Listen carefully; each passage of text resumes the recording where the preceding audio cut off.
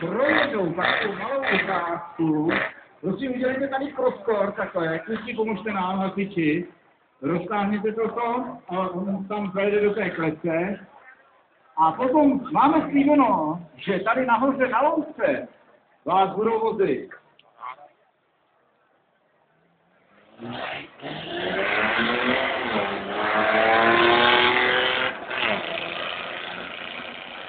Tak, toto vozidlo bylo nasazeno. Vy jste to si ani nevšimli, ale je to takový vozidlo, do kterého se on vejde. Úplně v pohodě, do něj najede.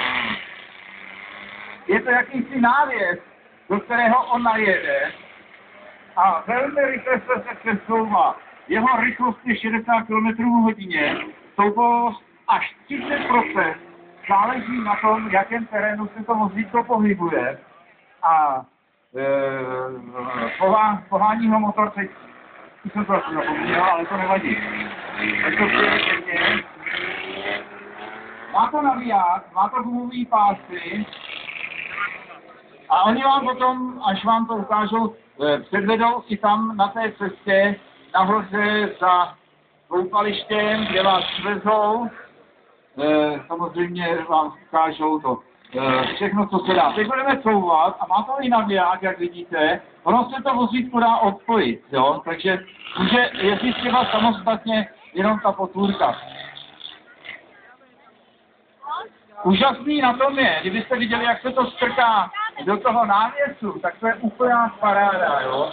V životě si to nevěřím, že z toho návěsu vyjede taková potvůrka.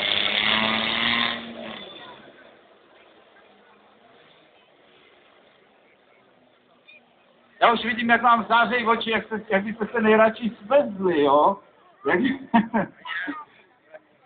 Já vím, já jenom ještě chvilku, jo? Tak, kluci, vy jste mi schovali papíry, já jsem nahoru do toho prostoru.